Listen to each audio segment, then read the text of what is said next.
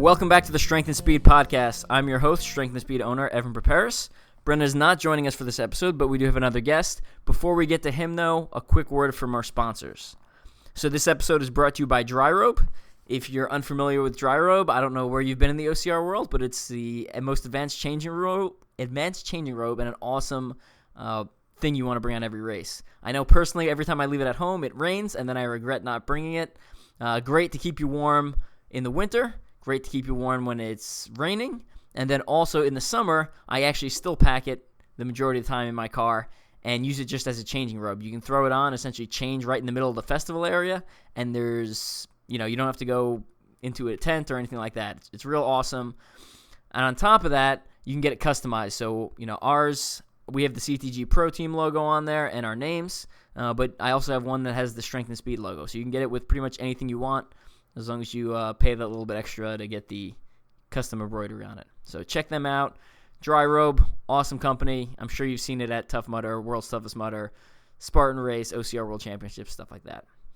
All right, let's get to today's guest. So joining me on the podcast, I have Hubie Cushman. He is the owner/founder of Indian Mud Run.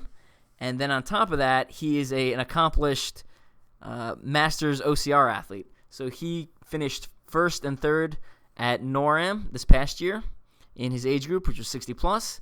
And then he's also finished on the podium twice, second place at OCR World Championships when it was in Canada as a 60-plus-year-old competing against 55-year-olds. So very impressive.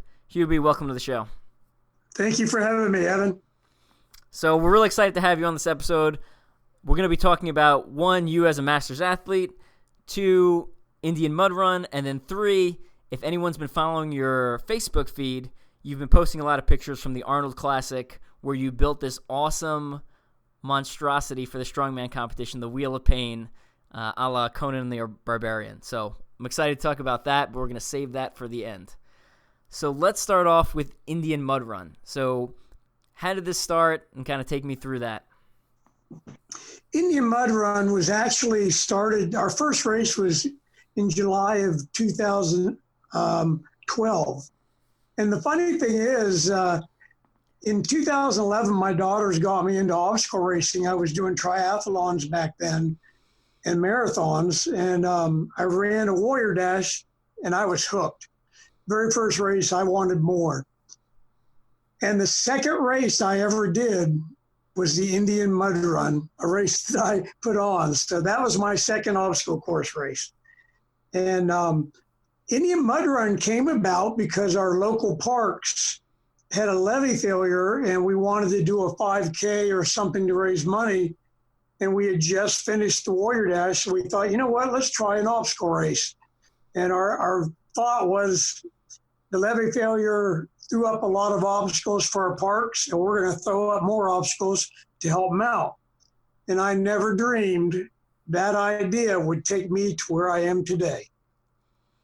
Yeah, the Indian Mud Run, it just looks like such a great course. It's been on my bucket list for like the last 2 or 3 years, and for some reason I always have something that conflicts with that date. So I'm still trying to get out there. I don't think I'm going to make it out in 2019, but I need to bump it up for 2020. Because on one of the previous podcasts, someone asked me, if I could go to, what's the one race I haven't been to that I would like to go to? And I broke it into short course and long course, like ultra distance. And for short course, I put Indian Mud Run. For long course, I put Fit Challenge. But yeah, looks so phenomenal. I know we've had Amy Pagic on this podcast before, who talked a little bit about it in depth. But I know you've got some great signature obstacles. So tell us about some of the obstacles people can face if they come out to Indian Mud Run, which is going to be in June this year. Well, this year I'm actually hoping to add 15 more. Woo! Now, some of that is people have been saying, well, you're the Mud Run, and we didn't have enough mud, so we're going to add a few more mud pits. But if everything goes as planned and I have more time, I'll have a total of 75 obstacles. And that's over how long of a distance? What we call the 10K course is actually 6.6 miles. And when I lay out the final distance, I always try to get it to come in at 6.66. And it's my definition of our hell course. Nice. I like it. And as far as you're wanting to do a long one, we do have a 3-lap option where if you finish 3 laps of our course, you get an authentic American Indian-made arrow. Last year, only 35% of the people that signed up for 3 laps, which would be about 20 miles, and last year it would have been 160 obstacles, only about 35% were able to finish it after paying extra to do it. It's a tough course. You're going to start making me relook my race schedule and start changing things around. So we all know, or maybe not everyone, but a lot of people know you as Indian Mud Run's Floating Walls. That's been at U.S. OCR Championships. It's been at North American OCR Championships. It's been at OCR World Championships. What other obstacles do you have on course? Well, I've got a few other signature obstacles from other races, like Dragon's Back, and which I've got permission from the owners. Brett Stewart's let me use my version of Skull Valley, which I call Indian Valley. Any obstacle that I have that's from another race, I will not use unless I have permission and the okay from that other race. That's awesome. I really like that. Yeah, I know none of them are, they don't have exclusive rights to them, but I just feel like that's the right thing to do. If there's a neat obstacle out there, I'll ask about it. And I have a lot of people asking about mine. A lot of people use my floating walls, and without saying anything, nothing I can do about that. But I wish they would at least say, hey, I want to use your design. I'll give them all the directions on how to build it, where to get the best things. I just hope they call it the Indian Mud Run Floating Walls. Yeah, I noticed that the City Challenge race has Indian Mud Run Floating Walls. Yeah, and that was with, I actually brought it up to them. We had talked about that. Of course, I got to know Elvie in Texas for the USA Championships. And we've been working on that since then. And we finally made it happen last year on my way home from Vermont. Are they going to have it in 2019 also? Do you know? We haven't talked about that. And I'm sure we will soon. Awesome. I think it'll probably make a few more races this year. I'm just not sure. It's so expensive to move that obstacle.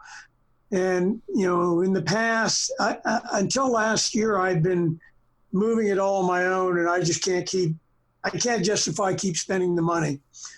I'm not against bringing it other places, but somebody will have to pay for it to get it moved.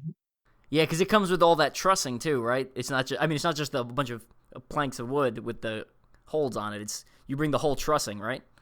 Yes, and the trussing, it's just a lot of it, and each board weighs about 100 pounds, and there's 28 boards, so that's a lot of weight there. Yeah, no kidding. Now, you mentioned it a little bit when you were talking about the founding of Indian Mud Run, but it generates money for charity. Is that correct? Yeah, all the money goes to our park system, and we've got just a beautiful park system. If anything, the only problem is they've got about 1,000 acres over there where we do our race, and there's so much of the park that needs constant maintenance that it's a struggle. Unfortunately, this past year they had to do some logging because of the need for money, and like every place else, these parks and city services that these cities provide, they need money to operate. And some of the money we raise also goes to first responders who come in and help us with race day, the fire departments and the police departments and things like that. Cool. Great causes there. Now you're retired, is that correct? Yes, I retired a couple years ago, and And I always thought I'd have all kinds of time to do things when I retired, and I'm busier now than when I worked. And I always heard people that retired tell me that, and I thought they got to be kidding, and now I know. So what did you I'm do? pretty darn busy. What did you do before you retired? I worked at AK Steel. We made stainless steel that you see on your refrigerators and washing machines, and gosh, a little bit of everything. Any of your hypodermic needles came from AK Steel, this stainless steel. It was a fun job. I enjoyed it, but it was time to get out of there and move on with my life. Has the experience you had from that helped in developing obstacles and building things? No, it was completely different. Okay. I sat in front of computers and put data in, and I worked about 10 minutes, and I sat for about 3 or 4 hours, and it was boring, really, but I worked a lot of overtime, so that helped me get out of there early. That's not too bad. But I own houses, rental properties, and I've always liked to work on building things. I've always liked to compete, and I love our park system, and I've always loved to give back to the community. So having the Indian Mud Runs allowed me to do all the things I love all in one. That's absolutely great. And I mean, you can really hear your passion for the sport coming through. So let's talk a little bit about you more as an athlete. So what was your athletic background? I know you mentioned you did some triathlons and marathons before you got into OCR. Have you been like a lifelong athlete, or is this something you developed later in life? I was an athlete back in high school and my first year of college, but kind of got out of it for a while. When I was in high school, I was a pretty good wrestler. I went to state, was undefeated until the semifinals. And I think that wrestling background has really helped with obstacle racing. And also, I remember back in 74, 73, my father taking us out to the Grand Tetons to go to a climbing school out there and learn to climb. And then we spent a couple of years climbing in West Virginia and Wyoming and places like that. So the rock climbing and the wrestling were big early in my life. And then I got out of it when I was working so much overtime. And when my father passed away, he had got me into a few 5Ks, and he promoted them around our town. I was born in Boston. My father was from Boston, and he always talked about running the Boston Marathon. And when my father passed, I thought, you know what, I'm going to try to qualify and go to the Boston Marathon in his honor. Well, I've run 4 marathons and qualified every one of them, but I have yet to get in. Are you serious? The first time, I waited too long and it filled up before I registered. I could have got in. The second time is when it got so crowded that they took anybody that qualified and went from the fastest times up until they got full. The second time I missed it by 1 second. Oh, man. And then I've missed it by a minute here or there, but I've yet to get in. And I've kind of given up because that's a lot of hard work. And my passion is really obstacle racing. It's what I love. Yeah, I'm not a fan. So I ran it in 2011, and like the year, I think it was like 2012 or 13, they started introducing that rolling time where they start from the fastest time and work their way back. And I don't know, like the amount of effort I had to put in to train up and qualify at the time, I'm not a big fan of the way they do entries now, because they do a lot of charity work, so they have a lot of charity spots that you can buy your way into the race. But there's a lot of people who are training and qualifying that are getting, like you, that are getting bumped off. So, and I was born like 5 miles from the finish line, and I can't get in. That's crazy. But anyway, if you do ever get a chance to run it, or any of the listeners get a chance, it's a great marathon race. I mean, as you know, because you've lived so close to it, there's people lining the road for 26 miles, and it's a point-to-point course, which, it's just like an insane number of people. So. Yeah, and I have a lot of family back there, so it would be really special to me. Yeah. Okay, so you got it. Before we get more into this, there's a few other things, you wanted to talk about the Indian Mud Run first that I wanted to bring up. The biggest thing I'm excited about is our registrations are compared to this date last year, we're up 370%. Oh, wow. And I think a major thing with that was we decided to do a team competition this year. And what we're going to do this year is if you enter as a team, it doesn't matter how many people are on your team. We're going to take the 7 fastest or highest places, and that's your team score. And instead of doing the 7 fastest, I've got 20 different age groups, 10 men, 10 women. If you get first place in any of the 10 age groups, you get 1 point towards your team, and we're going to do it like a golf score. If you get second place, you earn 2 points. So the lowest score wins. And this gives people a chance that are on a team like right now, our 2 biggest teams are Spartan 4.0 and Steel City Spartans. They're both into the 30s now. If somebody on their team goes to all their events, they're not the fastest person, but they may win their age group in the 55 and older or the 20, 19 to 24, something like that.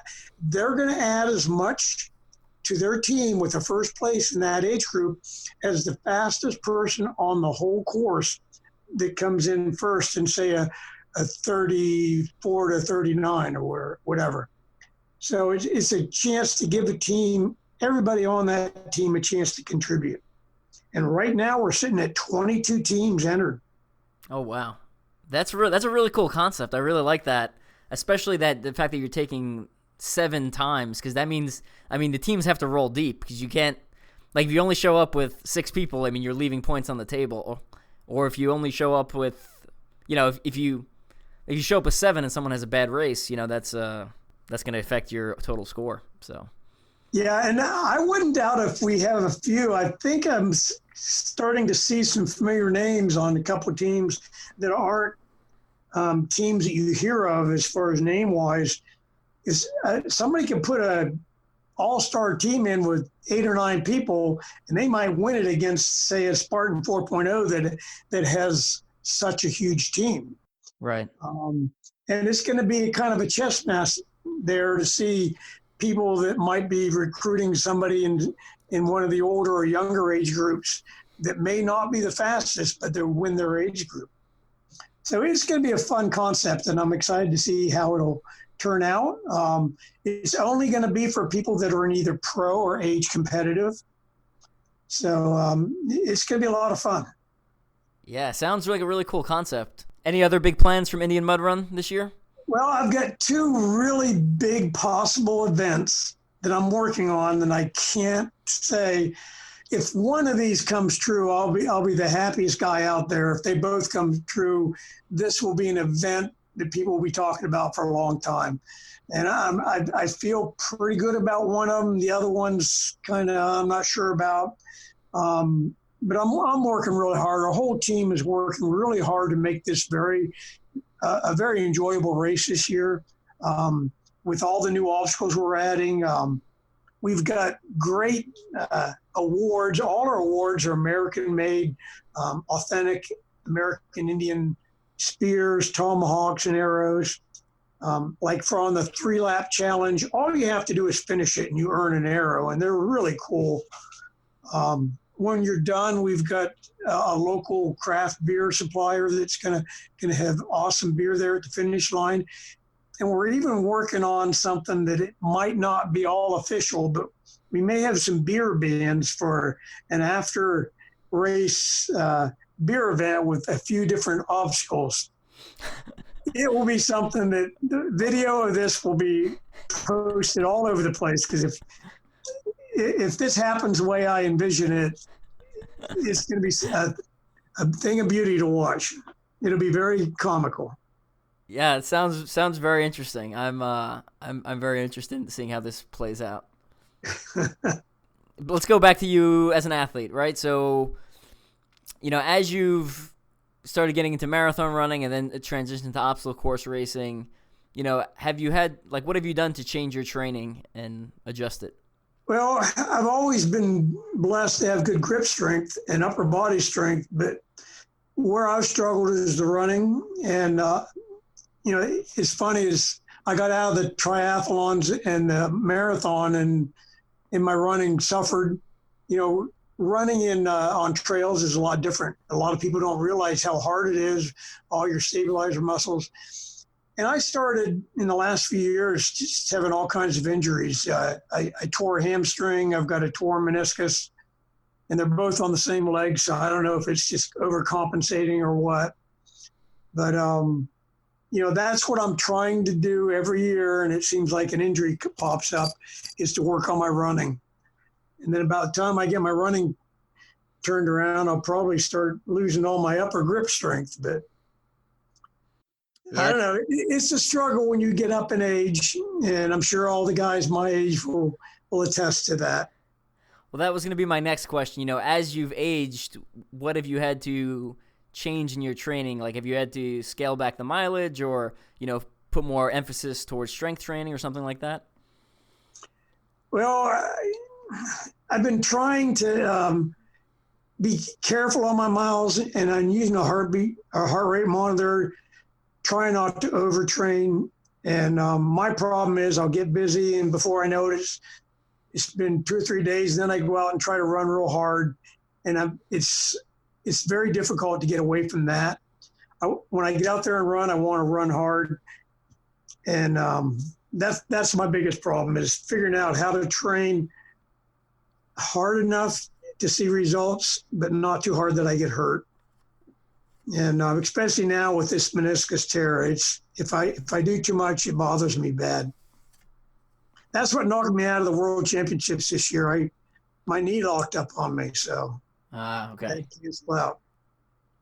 Well, based off your race resume, I still think you're crushing it. So, if I'm your age and still doing as well as you, I'll be more than happy. So, definitely give every one of all the younger guys some goals to shoot for and something to aspire to be as we get up there. So, great job. Well, Great job. I'll tell you, as an older guy, and I hope all you guys that are maybe 10, 20 years younger than me, as you come up, believe me, it's so important to stretch, to warm up.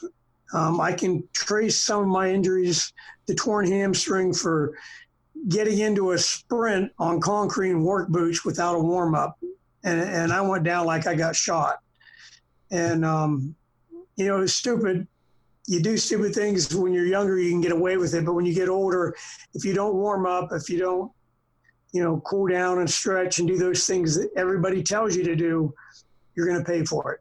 Yeah, definitely some good advice there. And it's a lot easier, I think, to continue to do those things if you build a habit when you're young versus being like, oh, I'll just worry about that when I get older. If you build that habit when you're young, it just continues and you'll keep doing it without thinking versus having to consciously make the change as you get up there. Yeah, I agree. I still haven't got the habits like I should. I still don't warm up like I should all the time and stretch as much as I should. And then the bad thing is, now that I haven't been running, I'm gaining weight. So I'm about 8 pounds over my racing weight. Gotcha. So I got to get to work. I feel like going out and running right now. So we'll see you at Indian Mud Run this year. We'll see you at North American OCR Championships, I'm assuming. Where else can we see you, either as an athlete or as build crew this year? I'm not sure as far as build crew right now.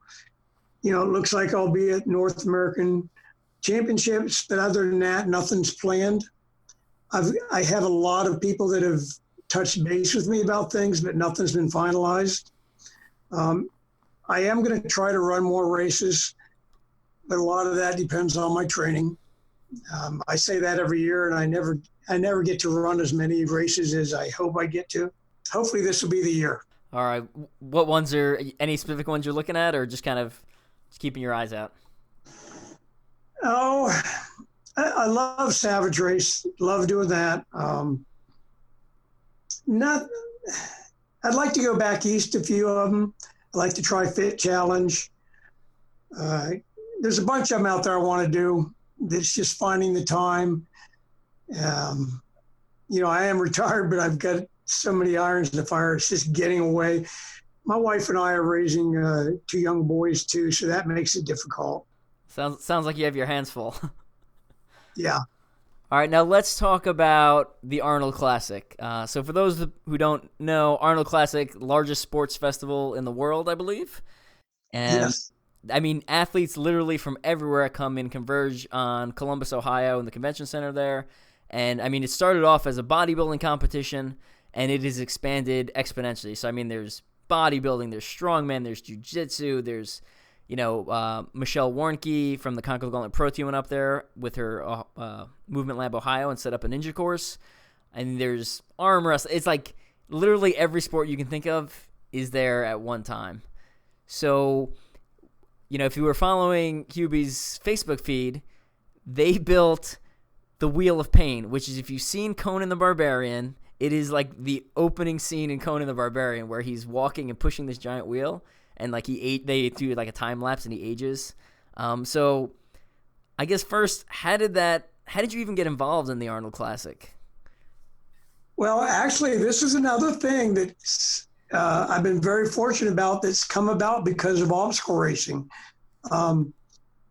Back in, it would have been 16 when I started helping out with the World Championships here in Ohio. I get to know people, and through that, Rogue Fitness was looking for people to build an obstacle course for CrossFit Games. And somehow, I'm pretty sure Garfield was behind it. My name came up as an Ohio obstacle builder. And of course, I get hired with that crew of people from all over, came to Columbus, Ohio, and built an obstacle course that they used in the CrossFit Games. We were told they were only going to use it once and get rid of it. And actually, I was hoping I would gain possession of it. But it was so popular that first year in CrossFit that they used it a second year. Then last year, when we took it down, it was in Madison, Wisconsin, they told us they were going to use it a third year. And just recently, I heard they're not. So they've got a beautiful set of obstacles that we not only built, but we sanded them down, routed the edges. I mean, it was done first class. That sitting in a warehouse in Columbus, and I don't know what's going to happen to them. But it's through getting involved with Rogue Fitness, basically the group of guys that get together that work on the Indian Mud Run have been going back the last couple of years and doing work for them on the obstacle course. And now this year, in January, early January, we get a text from Rogue and a picture of the Conan the Barbarian or Wheel of Pain with the question, can you build this? And of course, who's going to say no to that? I know how Rogue is, and when they do something, they're going to do it first class. So we went up and met with them, and we were all on board, the guys from the Indian Mud Run crew. And so we started in January cutting logs, and it took us a month. And it was more involved than I thought, but it turned out so much better than I thought it would. It was just an amazing piece of equipment that I'm sure we'll see again. And it will be on, I think it's CBS, May 5th. They're going to be televising the Wheel of Pain competition for the strongman competition. Oh, nice. That's good to see them get some TV coverage. I mean, typically only World's Strongest Man gets coverage, and the Arnold Classic gets kind of left out, which is a shame because, I mean, I was looking at the prize money this year, and they gave out some huge prizes this year for the strongman. Like, it was more than the bodybuilding competition, which I don't know if that normally is the case, but first time I've noticed it. I don't know, but the day of the competition, and I'm sitting there looking at this thing, and you look around, and that place is just jam-packed with people. And, all these people see that, and, I'm just so blessed that Rogue Fitness has brought us on and worked with us. And let us get involved. And it helps the Indian mud run crew because we get a little bit of notoriety and the quality of work we do. And so hopefully that'll carry over. Well, I know as an obstacle course racer, for me, it adds some pride when I see guys from the obstacle course racing community, like your build crew, working on the CrossFit Games and working on things like the Arnold Classic. I find pride in that, or the recent TV show announcement for $1 Million Mile. There's a lot of the Spartan pros are on there. I think that's awesome for OCR as a whole. And again, personal pride I find, being associated with obstacle course racing and seeing our community reach out, not just within OCR, but into other categories of fitness and do great things like building this Wheel of Pain, which I'll get some pictures from you and we'll post it to the Strength and Speed page if you haven't seen it. But it is, how big and heavy was this monstrosity? If you can even guess. See, it was like 20 some feet tall, 20,000 pounds. Gosh, and I believe 36 or 38 feet wide. Jeez. Funny thing was, they had all these bearings in there, and the logs pretty much were all balanced. And when the barrels that were under it were empty, I could push that thing in a circle. But when they put just 150 pounds in each barrel, there's 8 of them, I couldn't move it a foot or two. Just get a little bit of start and that's it. It's because the sand doesn't roll like water would to give you momentum. It falls, and each time it fell, it kind of stopped it. And it was just amazing how hard it became with that sand in there. Yeah, that's amazing. And these are the guys, the strongmen at the Arnold Classic are doing preposterous things. Like Hafthor Bjornsson deadlifted a world record with an elephant bar, 1,000+ pounds. I don't know if it was before or after that event, but and if they're having trouble moving this thing, it just shows you really how strong and how hard these things are. So very, very impressive. None of them got as far as all the build crew were sitting there thinking, and the consensus was they'd get 1.5 revolutions, and 1.25 won it, and only 4 or 5 of them got that close to that. So it was harder than everybody thought. And I'm certain we'll see it again next year because they want to see, these guys will go train for that and they'll be ready for it next year. Yeah. Just the amount of time and effort you guys spent in building it, and how awesome it is, and the fact that it's the Arnold Classic and it's from an Arnold movie, one of his best known roles, how could you not use that every year? I know. And I don't know what they're going to do with it. I've heard rumors. So, and it may be traveling. I hope so, because I'm sure they'll be calling us to set it up again. But it's been a blast. The Rogue Fitness, the owners and everybody we work with, they're just fantastic people. Anything they do is going to be top notch. I knew that first year when we worked on that obstacle course. The money they put in to making sure everything is perfect, it's just amazing. And what they do. And love to see them get involved in obstacle racing. Yeah, that would be cool. I'm sure they bring some quality products and some quality money into the sport there. So a lot of cross promotion, maybe with CrossFit or something like that. So who knows? Well, it was just cool to see the CrossFitters doing obstacle racing. It's kind of funny, as big and strong as some of them were, they struggled with some of those things. But I'm used to seeing some pretty awesome athletes out on the obstacle courses. Of course, I couldn't lift any of the weights they lift and the other things, the handstands and all that. Yeah, I think that a lot of it's just specificity. They don't practice a lot of those movements, so they have the muscle mass to do it and the skill to do it. They just haven't been practicing. So, simple things for OCR athletes suddenly for them seems very complicated, and we're like, Well, we can all remember when we first saw things like the platinum rig that were so hard that now people don't have trouble with. And it's because we practiced them. Oh, absolutely. I mean, the first OCR World Championships, 9 pro women made it across the platinum rig.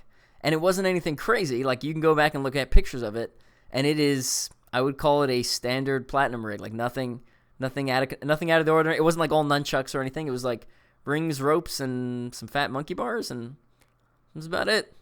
But and now almost everybody would make it through it.